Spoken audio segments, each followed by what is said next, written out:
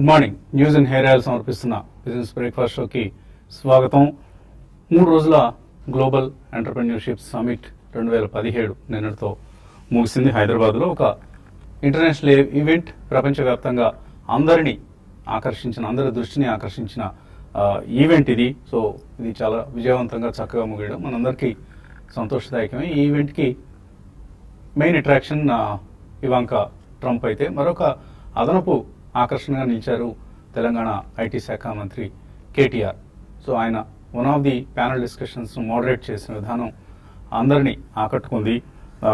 In fact కేటీఆర్లో ఉన్న మరొక వ్యక్తిని మనకు పరిచయం చేసింది. So he's also a successful మోడరేటర్గా ఆయన చాలా చక్కగా రాణిస్తారు అని మనందరికీ రుజువైంది. So congratulations to Telangana IT minister KTR గారు. ఇక మన మార్కెట్స్ విషయానికి వస్తే, ఏషియన్ మార్కెట్స్లో ఒక మిక్స్డ్ ట్రెండ్ కనిపిస్తోంది. ఇన్ఫాక్ట్ కొద్దిగా నెగిటివ్ ట్రెండ్ అని చెప్పుకోవచ్చు. వీకెండ్ ట్రెండ్ నెగిటివ్గా ఉండడం అనేది ఒక విశేషం. ఎందుకంటే లాస్ట్ నైట్ యూఎస్ మార్కెట్స్ చాలా స్ట్రాంగ్గా క్లోజ్ అయ్యాయి. ఇన్ఫాక్ట్ డౌ జోన్స్ 300 పాయింట్లకు పైగా లాభపడింది. 24,000 మార్క్ను క్రాస్ చేసి క్లోజ్ అయింది. అక్కడ ట్యాక్స్ రిఫార్మ్స్ బిల్కు ఆమోదం మరికొద్దిసేపట్లో ఉండబోతోంది అనుకుంటూ మార్కెట్స్ పెరిగాయి. అయితే తర్వాత రిఫార్మ్ బిల్పై ఓటింగ్ను సెనెట్ ఇవాళ మార్నింగ్ అంటే ఫ్రైడే మార్నింగ్కి వాయిదా వేయడం జరిగింది.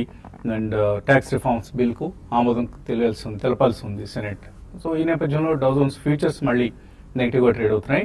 సో మేబీ ఇదే ట్రెండ్ ఏషియాలో కనిపిస్తుంది. ఇక మన last month of calendar year and last series of the calendar year కూడా ఇదే. సో డిసెంబర్ సిరీస్లోకి ప్రవేశించాం. December 1st and December series ప్రారంభం కావటం, F&O సిరీస్ ప్రారంభం కావటం, రెండు ఒకటే రోజు కావటం కాకతాళీయం. అండ్ మన Q2 జీడిపి నెంబర్స్ నిన్న వెలువడ్డాయి. సో నెంబర్స్ ఒకటే ఇండికేట్ చేస్తున్నాయి, మళ్ళీ మనం గ్రోత్ ట్రాక్లో పడ్డాం, ఎకానమీ రీబౌండ్ అవుతోంది, ఎకానమీ రివైవ్ అవుతోంది. సో వృద్ధిబాటులో మళ్ళీ మనం పయనించబోతున్నాం అన్న ఒక నమ్మకాన్ని GDP numbers, Q2 GDP numbers తెలియజేశాయి. ఆల్మోస్ట్ 6.1%, 6.3% జీడిపి గ్రోత్ రావడం అనేది మార్కెట్స్ను కొంత ఉత్తేజపరిచే అంశం. బట్ అదర్వైజ్ మార్కెట్స్లో కొంత టెక్నికల్లీ నెగిటివ్ ట్రెండ్ మనకు ప్రస్తుతం కనిపిస్తుంది. అదర్వైజ్ జీడిపి గ్రోత్ రేట్ మాత్రం సెప్టెంబర్ క్వార్టర్లో చాలా పాజిటివ్ నెంబర్గా మనం చెప్పుకోవచ్చు. సో అలాగే జీవీఏ నెంబర్ ఆఫ్ కోర్స్ పాజిటివ్గానే మనకు వచ్చింది. 6.1% gross value addition growth rate కూడా. సో ఒక హెల్దీ ట్రెండ్లో మనకు మన ఎకానమీ పయనిస్తోంది అన్న అంశాన్ని జీడిపి నెంబర్స్ తెలియజేశాయి. ఒక లాంగ్ అవైటెడ్ యూటర్న్ ఇది. సో అందరూ చాలా కాలంగా ఎదురు చూస్తున్న ఒక యూటర్న్ ఇది. ఎందుకంటే లాస్ట్ క్వార్టర్ అంటే Q1లో 5.7% గ్రోత్ రేట్ రావడం అనేది అందరినీ నిరాశపరిచింది. వరుసగా 5 క్వార్టర్స్ పాటు మన ఎకానమీ డౌన్ ట్రెండ్లో నడిచింది. ఫర్ ఇన్స్టెన్స్ Q1 2016-17 సంబంధించి Q1లో 7.9% జీడిపి గ్రోత్ ఉంటే Q2 నాటికి అది 7.5% పడిపోయింది. తర్వాత Q3కి 6.9% and Q4 6.1% and Q1 of current financial year 5.7%. 5 క్వార్టర్లు తగ్గిన తర్వాత లాస్ట్ క్వార్టర్ అంటే జూలై సెప్టెంబర్ క్వార్టర్కి మరొక ప్రత్యేకత ఉంది. ఎందుకంటే మనం డిమానిటైజేషన్ ఇంపాక్ట్ నుంచి అప్పుడప్పుడే బయటపడుతున్నాం. అండ్ GST అనే ఒక రిఫార్మ్ని మనం జూలై నుంచి ప్రవేశపెట్టడం జరిగింది. సో డిమానిటైజేషన్ కుదుపుని, అలాగే GST ప్రవేశపెట్టిన మొదటి మాసం, రెండవ మాసం, అలాగే తర్వాత నెల కదలికలన్నింటినీ తట్టుకొని సో జీడిపి వృద్ధి రేట్లో పయనించడం అనేది ఎకానమిస్ట్ అందరికి కూడా ఒక ఆనందాన్ని కలుగజేస్తున్న అంశం. సో మేబీ 2 స్ట్రక్చరల్ రిఫార్మ్స్ని మన ఎకానమీ సమర్థవంతంగా తట్టుకుంది అనడానికి Q2 జీడిపి నెంబర్ ఒక ప్రధాన కారణం. సో మ్యానుఫ్యాక్చరింగ్ కావచ్చు, మైనింగ్ కావచ్చు, ఇటువంటివన్నీ బాగా పెరిగాయి. ఓన్లీ కొంత అగ్రికల్చర్ డిసప్పాయింట్ చేసింది. 1.7% మాత్రమే అగ్రికల్చర్లో మనకు గ్రోత్ కనిపించింది. అలాగే గ్రోత్ ఇన్ డిమాండ్ కూడా 6.7%, అంతకుముందు ఉంటే 6.5%, పర్లేదు, ఓకే, బాగానే ఉంది అన్న అంశాన్ని తెలియజేస్తుంది. సో కెపాసిటీ యూటిలైజేషన్ పెరుగుతోంది, అలాగే కన్జ్యూమర్ డిమాండ్ పెరుగుతోంది. ఇవన్నీ రాబోయే రోజుల్లో మన ఎకానమీకి, అలాగే ఇటు స్టాక్ మార్కెట్స్ కూడా అనుకూలమైన పరిణామాలు. మేబీ కరెక్షన్స్ అప్పుడప్పుడు మనం చూస్తున్నాం. నిన్న కూడా చాలా బిగ్ కరెక్షన్ చూసాం. మిడ్ క్యాప్స్ అవుట్ పర్ఫార్మ్ చేశాయి. But Sensex, Nifty, bank Nifty ప్రధానంగా ఆల్మోస్ట్ 500 పాయింట్స్ కోల్పోయింది నిన్న. సో ఇటువంటి కరెక్షన్స్ని మనం ఎప్పుడు అనుకునేదే బయింగ్కి వాడుకోవాలి. సెలెక్టివ్గా ఎక్కడైతే వాల్యూ ఉందో, ఏవైతే కంపెనీస్ ఎర్నింగ్స్ మనకు సంతృప్తికరంగా ఉన్నాయో అటువంటి కంపెనీస్ను మనం సెలెక్ట్ చేసి ఇన్వెస్ట్ చేసుకోవటం అనేది కరెక్ట్ పద్ధతి అవుతుంది. ఇక మనతో మార్కెట్ విశేషాలు ముచ్చటించేందుకు అరవింద్ గారు అలాగే అనిల్ సింగ్ గారు సిద్ధంగా ఉన్నారు. సో ఇటువంటి నియర్ టర్మ్ ఇంపాక్ట్ మీరు గమనిస్తున్నారు. Q2 జీడిపి నెంబర్స్ ఎకానమీని ఏ విధంగా ఉత్తేజపరుస్తాయి? సో డెఫినెట్ గా ఒక పాజిటివ్ సైన్ అనే చెప్పుకోవచ్చు అండి నిన్న మనకి, ఎందుకంటే ఆల్మోస్ట్ 5 quarters తర్వాత వచ్చిన పాజిటివ్ నెంబర్స్ అండి. బట్ ఇందులో కొద్దిగా డీప్ గా డిగ్ చేస్తే ఒకటి వచ్చేసి మ్యానుఫాక్చరింగ్ గ్రోత్ వచ్చేసి ఆల్మోస్ట్ 7% గ్రో అయిందండి, which is again good sign. మనకు లాస్ట్ కార్పొరేట్ ఎర్నింగ్స్ దగ్గర we got a signal that volumes growth అనేది కనపడింది, which means that consumption growth కూడా మంచి సిగ్నిఫికెంట్ లెవెల్స్ లో ఉందనేది. ఈ రెండు కాంబినేషన్ లో ఏంటంటే మనకి గ్రోత్ అనేది డెఫినెట్ గా కనబడుతుందండి. నెక్స్ట్ 2 to 3 quarters లో మంచి గ్రోత్ ఒకటి కనబడుతుంది. బట్ నెక్స్ట్ హాఫ్ అనేది కొద్దిగా కీలకం కాబోతుంది, ఎందుకంటే మనకి ఆల్మోస్ట్ ఈ ఫస్ట్ 2 quarters లో కూడా గవర్నమెంట్ స్పెండింగ్ వల్ల వచ్చిన ఆల్మోస్ట్ గ్రోత్ అని చెప్పుకోవచ్చు అండి. But we cannot expect any more spending from government, because first half లో ఆల్మోస్ట్ వాళ్ళకి ఫిజికల్ డెఫిసిట్ టార్గెట్ ఒకటి ఉంటుంది కాబట్టి మనం ఎక్కువగా ఎక్స్పెక్ట్ చేయలేము. But at the same time private sector నుంచి డెఫినెట్ గా మనకి సపోర్ట్ అవ్వాలండి, కాపెక్స్ ఎక్స్పెండిచర్స్ పెరగాలండి వాళ్ళ సైడ్ నుంచి. అండ్ మనం అదే విధంగా ఆ స్పెండింగ్ ఏదైతే ఉందో we are seeing it in numbers. మనకి ఆటో నెంబర్స్ కూడా 2-wheeler కానివ్వండి, ట్రాక్టర్ కానివ్వండి, డెఫినెట్ గా మంచి వాల్యూమ్ గ్రోత్ అనేది పెరిగిందండి. సో డెఫినెట్ గా అటు నుంచి మంచి సపోర్ట్ వస్తుంది. సో నెక్స్ట్ నవంబర్ నెల ఫిగర్స్ వస్తాయి, నెంబర్స్ వస్తాయి. సో ఎంకరేజింగ్ ఉంటాయి, డెఫినెట్ గా ఎంకరేజింగ్ గా ఉంటాయండి మనకి. ఎందుకంటే లాస్ట్ టైం బేస్ నెంబర్ కూడా కొద్దిగా, లాస్ట్ ఇయర్ బేస్ నెంబర్ కూడా కొద్దిగా బేస్ ఎఫెక్ట్ ఉంటుంది కాబట్టి కొద్దిగా డెఫినెట్ గా ఎంకరేజింగ్ నెంబర్స్ వస్తాయని మార్కెట్స్ ఎక్స్పెక్ట్ చేస్తున్నాయండి. సో ఇవన్నీ దృష్టిలో పెట్టుకుని మనకి నిన్న మంచి ఆపర్చునిటీ అండి, ఇంతకుముందు వసంత్ గారు చెప్పినట్టు ఎస్టర్డే మనకు వచ్చిన ఆపర్చునిటీ అనేది మంచి ఆపర్చునిటీ అండి. ఇట్లాంటి డిప్స్ మనము డెఫినెట్ గా ఎంటర్ అవ్వడానికి, క్వాలిటీ స్టాక్స్ లో ఎంటర్ అవ్వడానికి వాడుకోవాలండి. అదేవిధంగా మనకి ఏంటంటే నేను ఫైనాన్స్ మినిస్ట్రీ గారికి చిన్న సిగ్నల్ ఇచ్చారండి, ఒకటి focus on infra and rural sector అండి. ఈ రెండు కూడా మనకి చాలా కీలకం అండి. సో ఇదే నేపథ్యంలో ఒక 2 స్టాక్స్ రికమెండ్ చేస్తున్నానండి. ఒకటి వచ్చేసి KNR కన్స్ట్రక్షన్స్ అండి, ఆల్మోస్ట్ ఒక 18% మీకు ఇప్పుడు 274 లెవెల్లో ఉందండి. 325 అనేది నా టార్గెట్ అని. అండ్ అదేవిధంగా జమునా ఆటో, బికాస్ ఆటో దగ్గర ఆల్మోస్ట్ మనకేంటంటే లాట్ ఆఫ్ పారాడైమ్ షిఫ్ట్ ఒకటి జరుగుతుంది కాబట్టి ఆటో సెక్టర్ లో జమునా ఆటో వైపు చూడొచ్చండి. 63 లో ఉంది రైట్ నౌ. 80 అనేది నా టార్గెట్ అండి, నెక్స్ట్ 9 months అనేది నా టార్గెట్ అండి. అదేవిధంగా ఈశ్వర్ అండ్ ICICI బ్యాంక్ కూడా చాలా బాగా కనబడుతున్నాయండి. ఈ రెండు కూడా డీసెంట్ సెట్ ఆఫ్ రిటర్న్స్ కూడా ఇస్తాయనేది నా వ్యూ అండి. సో నిన్నటి పత్రంలో కూడా మనకు కొన్ని quality mid caps like Endurance Technologies, Minda Industries, Sobha Developers, Indiabulls Ventures, Fortis Health Care, ఇది కొద్దిగా suspicious name but still, Rain Industries, Blue Star, Jain Irrigation, ఇటువంటి క్వాలిటీ స్టాక్స్ అన్ని కూడా స్ట్రాంగ్ గా బిహేవ్ చేయడం చూసాం. సో టెక్నికల్లీ ఇవాళ ఇంట్రాడేలో ఎటువంటి ట్రేడింగ్ కాల్స్ తీసుకోవచ్చు? నేను ఎక్స్పెక్ట్ చేసినట్టుగా మధ్యాహ్నం already Nifty future levels predict చేశాము. సమ్వేర్ అబౌట్ 10,240 and 10,190 మధ్యలో నిఫ్టీ ఫ్యూచర్ సెటిల్ అవ్వడానికి స్కోప్ ఉందని చెప్పేసి డౌన్ సైడ్ టార్గెట్స్. ఇన్ఫాక్ట్ 10,400 కింద షార్ట్ ఎంట్రీస్ ఇచ్చిన తర్వాత నిన్న యాక్చువల్గా ఒక మంచి down side kind of బాటమింగ్ out ఒక ఇండికేషన్ ఇచ్చింది నిఫ్టీ ఫ్యూచర్స్ నిన్న. అది నవంబర్ సిరీస్లో. ఈ రోజు డిసెంబర్ సిరీస్ మొదటి రోజు ప్రారంభంలోనే మనకి 10,240 and 10,300 ఒక మేజర్ రెసిస్టెన్స్ అండ్ సపోర్ట్ లాగా ఉంటుంది. అండ్ దీని తర్వాత ఎక్స్ట్రీమ్ కార్నర్స్ మనం మాట్లాడుకుంటే ఒక kind of broader view range లో ఇన్ఫాక్ట్ 10,120 డౌన్ సైడ్ లో అండ్ 10,421 అప్పర్ సైడ్ లో నిఫ్టీ ఫ్యూచర్స్ కి ఒక ఎక్స్ట్రీమ్ పాయింట్స్ అనమాట. ఇది ultimate major and supports and resistance ఉంటాయి. సో ఈ రేంజెస్ మధ్యలో కాకుండా ఒకవేళ సైడ్ వేస్ లో ఎక్కువగా ఛాన్స్ ఉండే మటుకు ఆ టైంలో చాపీనెస్ ఎక్కువ చూడొచ్చు మన మార్కెట్ లో నిఫ్టీ ఫ్యూచర్స్ లో. కాబట్టి so golden opportunity for long term entries కోసం కానివ్వండి.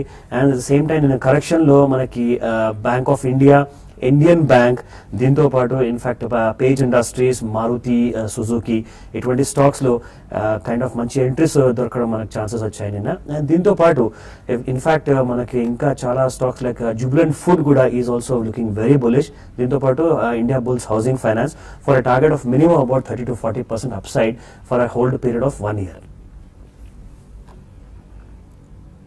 ఓకే అండి, ఇక ఇన్వెస్టర్స్ నుంచి కాల్స్, మెయిల్స్ తీసుకోవాల్సిన సమయం. అవి తీసుకునే ముందు కాసేపు ప్రకటనలు.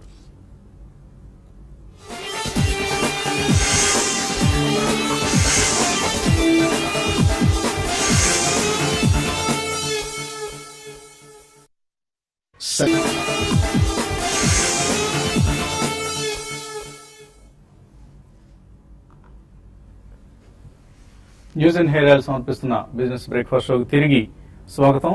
స్టాక్ మార్కెట్స్ లో నేను ఒక భారీ కరెక్షన్ గమనించాం. ప్రత్యేకించి బ్యాంకింగ్ స్టాక్స్ లో తీవ్రమైన అమ్మకాల ఒత్తిడి మనం గమనించాం. సో డిసెంబర్ సిరీస్ వాటి నుంచి ప్రారంభమవుతుంది. సో నిన్నటి నష్టాలకు బ్రేక్ పడి వాటి నుంచి మళ్ళీ మార్కెట్ రికవర్ అవుతుందా, డిసెంబర్ సిరీస్ ఏ విధంగా ఉండబోతోంది, ఇవన్నీ ప్రస్తుతానికి ప్రశ్నార్థకాలు. ఎందుకంటే లాస్ట్ 3 years లో మనం డిసెంబర్ సిరీస్ కనుక ఒకసారి గమనిస్తే 2014 డిసెంబర్ 320 పాయింట్స్ నష్టపోతే 15 డిసెంబర్ 63 పాయింట్స్ పెరిగింది నిఫ్టీ. అలాగే 2016 అంటే లాస్ట్ ఇయర్ డిసెంబర్ 138 పాయింట్ల లాభంతో ముగిసింది. సో ఈ ఏడాది కూడా లాస్ట్ 2 years లాగా లాభాలతో ముగుస్తుందా డిసెంబర్ సిరీస్, లేదా 14లో చూసినట్లుగా నష్టపోతుందా? సస్పెన్స్ ప్రస్తుతానికి. మార్కెట్ ట్రెండ్స్ మరి కొద్ది రోజులు కానీ మనకు స్పష్టం కావు. అండ్ నిన్నటి కరెక్షన్ కి ఆ పతనానికి కొంత కారణం అట్రిబ్యూట్ చేస్తోంది ఆర్థిక సంవత్సరం ముగియడానికి ఇంకా 4 months మాత్రమే ఉన్నప్పటికీ అక్టోబర్ ఆఖరికే మన ఖజానా లోటు అంటే physical deficit almost 96% of the targeted figure చేరుకుంది. ఈ 4-5 నెలలు 4% ఫిజికల్ డెఫిసిట్ టార్గెట్ తోనే మనం జాగ్రత్తగా మేనేజ్ చేసుకుంటూ రావాలి. అంత మేనేజ్ చేసే సత్తా ప్రభుత్వానికి ఉందా, లేకపోతే ఫిజికల్ డెఫిసిట్ అదుపు తప్పుతుందా? ఇవి ఆర్థికవేత్తలు కంగారుగా ఎదురు చూస్తున్న అంశం. అందువల్లనే మార్కెట్స్ లో కొంత నెర్వస్నెస్ అనేది మనం గమనిస్తున్నాం. And of course there are other reasons as well for the markets fall. Callers line లో ఉన్నారు. రాజు శ్రీకాకుళం నుంచి. హలో, నమస్కారం సార్. వసంత్ కుమార్ గారు. నమస్తే అండి, అడగండి సార్. ఇండోవిన్ ఎనర్జీలో చాలా రోజుల నుంచి ఇరికిపోయారు సార్. అది ఇప్పుడు కొంచెం మూవ్మెంట్ అవుతుంది.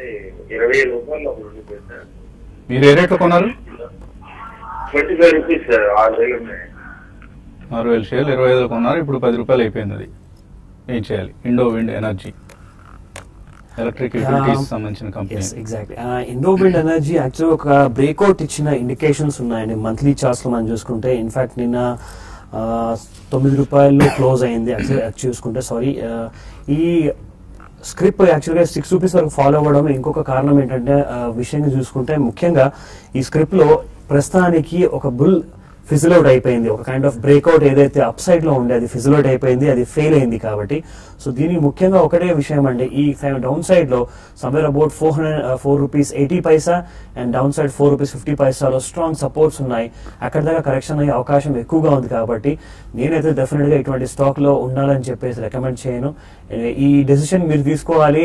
స్టాప్ లాస్ పెట్టుకుని ఉంటారా, అదర్వైజ్ ఎగ్జిట్ అవుతారా? చాలా వీక్ కంపెనీ ఫండమెంటలీ చూస్తే ఏమాత్రం బాటమ్ లైన్ లో అసలు ఎప్పటికప్పుడు పతనమే కనిపిస్తుంది మనకు. సో ఎప్పుడైనా ర్యాలీస్ వచ్చినప్పుడు ఎగ్జిట్ అయ్యే ప్రయత్నం చేయండి. మోహన్ మదనపల్లి నుంచి. Hello,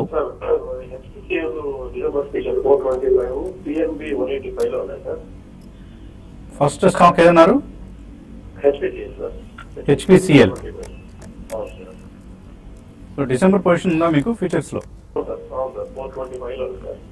okay, right. Okay. Hindustan petroleum ఈ ఒక మీడియం టాప్ క్రియేట్ చేసిన తర్వాత 434 నుంచి ఒక డౌన్ సైడ్ కరెక్షన్ జరిగింది. నిన్న 410 వరకు రావడం. ఇన్ఫాక్ట్ దీంట్లో ఇంకా డౌన్ సైడ్ కాస్త ఇంకా మిగిలి ఉందండి. ఒక స్టాప్ లాస్ తో మీరు లాంగ్ ఉండండి. 405 ఆ స్టాప్ లాస్ తో లాంగ్ ఉండండి. అండ్ పిఎన్బి యాక్చువల్ గా చూసుకుంటే హెవీ ఓవర్ బోర్డ్ జోన్ లో ఉంది కాబట్టి ఒక చిన్న mini correction kind of a thing is still going on. In fact ఇది ఏ రోజైతే బ్రేక్అవుట్ ఇచ్చిందో అబౌట్ 25th of October రోజున 152 నుంచి 206 వరకు వెళ్ళడం జరిగింది. అందులోనే ఈ రోజు ఇప్పుడు రిట్రేస్మెంట్ మనం చూసే అవకాశం ఎక్కువ ఉంది ఇవాళ. సో ఒక స్టాప్ లాస్ తో ఇందులో కూడా లాంగ్ ఉండండి. Somewhere about at the level of 169. తర్వాత కాలర్ గుంటూరు నుంచి శ్రీరామమూర్తి. హలో, హలో, హలో, అడగండి, ప్రశ్న అడగండి. నమస్కారం అండి. నమస్తే అండి. ఉన్నామండి. ఏదండి? యాక్చువల్గా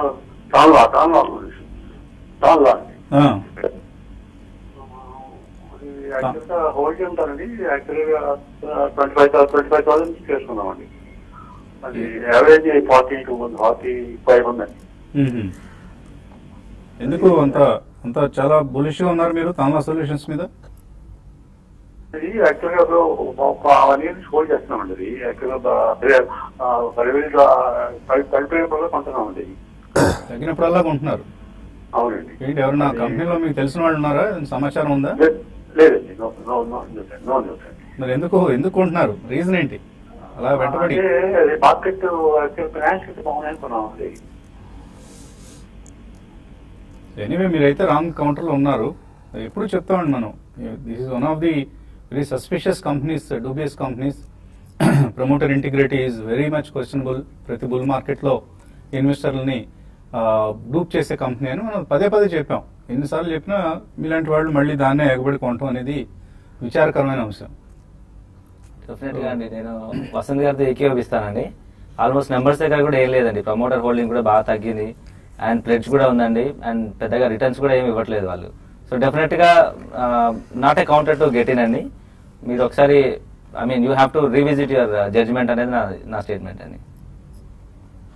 సో నెంబర్స్ కూడా అసలు అనుమానాస్పదంగా ఉంటాయండి. ఒక్కో క్వార్టర్లో 160 crores 170 crores రెవెన్యూస్ చూపిస్తుంటారు. నిజంగా వస్తున్నాయా ఈ రెవెన్యూస్ అనేది ప్రశ్నార్థకం, క్వశ్చనబుల్ అండి. డోంట్ గెట్ ఇన్ టు ఇంకా తగ్గింది కదా మళ్ళీ 10 రూపాయలు మన యావరేజ్ ప్రైస్ నుంచి అని మళ్ళీ యావరేజ్ చేయటం అలా చేయొద్దు. ఎప్పుడైనా మీ రేట్ వచ్చినప్పుడు అమ్మేసుకుని బయటకు వచ్చేయండి. ఇంకా there are so many opportunities in the market అండి. తర్వాత హరికృష్ణ లైన్లో ఉన్నారు. హలో సార్, నాదిగా ఓంకార్ కెమికల్స్ వాటికి వాగాకు లైసెన్స్ 20% లాస్ లో ఉన్నాను. ఓకే, ఓంకార్ స్పెషాలిటీ కెమికల్స్, వియటెక్ వాబాక్. ఇన్ఫాక్ట్ ఓంకార్ కెమికల్స్ ఒక కరెక్షన్ ఇంకా ఉందండి, దీంట్లో కంటిన్యూ అయ్యే అవకాశం ఉంది.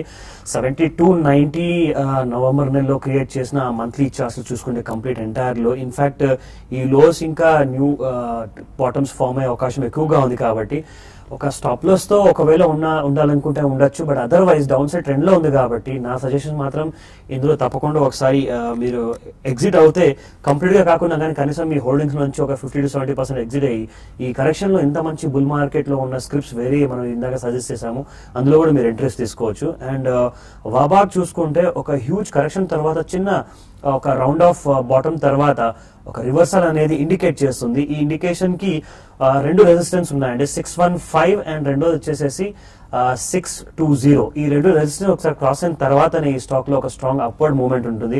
అప్పటిదాకా మళ్ళీ సమ్వేర్ అబౌట్ 610 కింద ఉన్నంత వరకు మళ్ళీ డౌన్ సైడ్ వెళ్ళే అవకాశం ఉంటుంది. సో దీంట్లో ఒక స్టాప్ లాస్ మెయింటైన్ చేయండి.